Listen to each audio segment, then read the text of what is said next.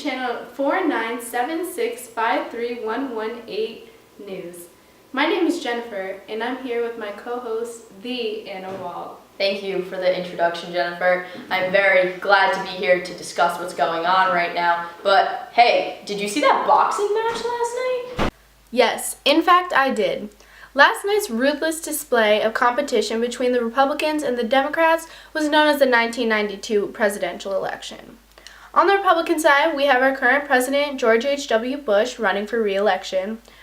His Democratic competitor, Bill Clinton, has gone up against the current president despite his baggage of supposed womanizing, drug use, and draft evasion. It got incredibly intense, but the people seem to be more attracted to their paychecks than Bush's foreign policy successes. Clinton seemed to be the clear heavyweight champion. The results are in, with Clinton at 43% and Bush at 37% of the popular vote. Clinton and his running mate, Albert Gore, of good old Tennessee, will be entering the White House. That big White House saw some big accomplishments early on from the Clinton administration. Am I right? Indeed you are. The Democrats with Clinton in charge advocated economic growth, strong defense, and anti-crime measures, allowing them to move away from their extreme liberal positions, causing them to move more towards the center. The Brady handgun bill has been enacted for all of you who want to go buy a nice weapon. This mandates a 5-day waiting period for the purchase of handguns. The National Rifle Association isn't too fond of this, but they'll simmer down. This just in. Clinton's anti-crime bill provided $30 billion in funding for police protection and crime prevention programs. This bill bans certain assault weapons. That's always good. Clinton also signed the North American Free Trade Agreement, which created a free trade zone with Canada and Mexico. How cool. You go, Clinton. Hold on, Anna. I've just learned that the Republicans have taken over Congress. That's fantastic. I hope they are able to compromise on a budget that leaves Medicare and Social Security benefits intact. Oh wait, they did. Silly me. Yes, Clinton's spending cuts and tax increases made during Clinton's first term, along with record growth in the economy, helped to eliminate the deficit in federal spending. This has resulted in progressive economic prosperity. Clinton has now shrunk the federal deficit to its lowest level in a decade. Wow. Good evening, folks. I'm Bob, and I'll be filling in for Monica this evening as she's a bit busy. Tonight's forecast consists of rain with a side of scandal and terrorism. Oh, I think that's Monica now. Looks like it's raining hard out there. Thank you for that, Bob. Anyways, let's go to Tom, who is in New York City at one of the most famous and important buildings in the world. What's going on, Tom? Hi, I'm reporting live from under the World Trade Center, and there are suspicions that something terrible might be occurring here due to the Al-Qaeda terrorist group. Oh my gosh, what was that? A truck has been bombed here in the parking garage.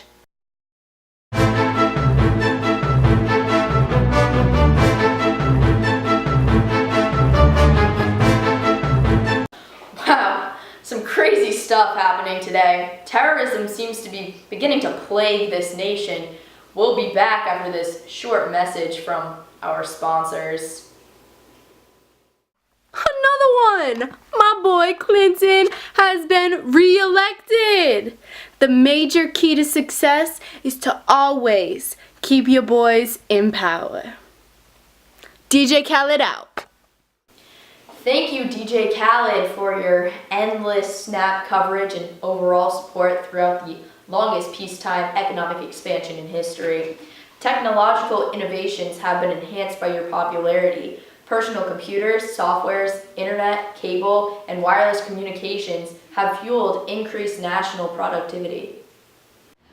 So it appears Monica was not sick the other night when she called out of work, but she was making America sick though. Sick of President Clinton, that is.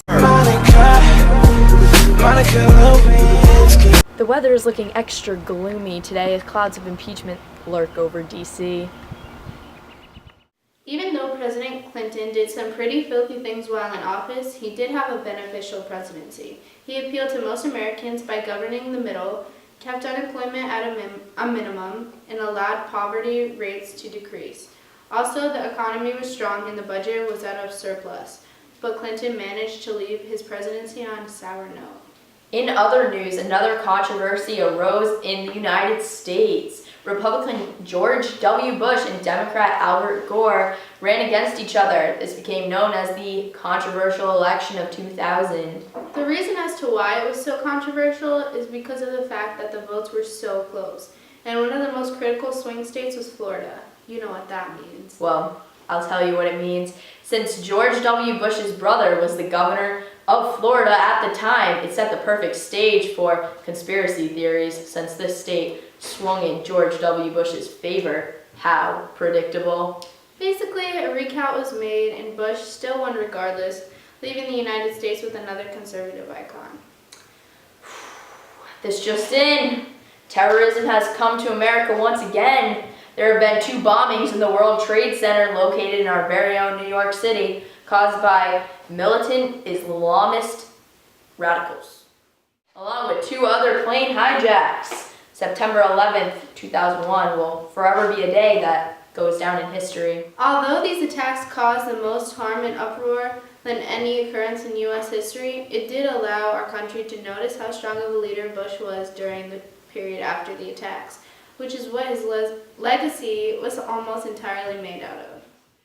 As a result of this renewed war on terrorism, Congress responded as well. The Patriot Act gave the government extended surveillance rights. Also, the Department of Homeland Security was established as the newest cabinet department with the intent of securing America. Eventually, intelligence at the time suggested that Saddam Hussein was making weapons of destruction. Not good. And Bush did not stand for it one bit. He then called for armed forces to move in on Iraq. In March of 2003, the United States launched an attack, and within a month, Baghdad fell, causing Saddam Hussein to go on the run for 9 months. Hussein was then found hiding in a ditch in the ground. He was eventually sent to court within Iraq, convicted of murder, and was then hanged. Although it seemed like complete justice at the time, there was now a political void within the Middle East, causing troops to stay and try to help the Iraqis establish their own government. The election of 2004 was between Democrat John Kerry and, once again, Republican George W. Bush. The key issue of this election was national security. Kerry took an anti-war position, while Bush believed that troops should stay in Iraq and continue making progress. Since Kerry's position was kind of contradicting since he was a Vietnam War veteran, people backed away from him, causing Bush to receive another victory and maintain his position as president. As Americans faced a new century, heavy industry waned and the information age kicked into high gear. Scientific research propelled the economy as well. One problem within the United States economy was the fact that the rich continued to get richer while the poor continued to get poorer. This resulted in a widening income gap, which is more alive than ever. The feminist revolution also began shaping in America. In the 1960s, many universities opened their doors to women, and by 1990, the majority of women were working. Although this was such a huge step for women everywhere, they were still frustrated with the sense of inequality within America due to the lower wages and the fact that they were concentrated in low-paying occupations. Not only was this a downside to the 1990s, but traditional families were also getting the short end of the stick. By this time, about half of all marriages ended in divorce, causing a big blow to American traditions, along with abnormally large rates of single parenthood. How unfortunate.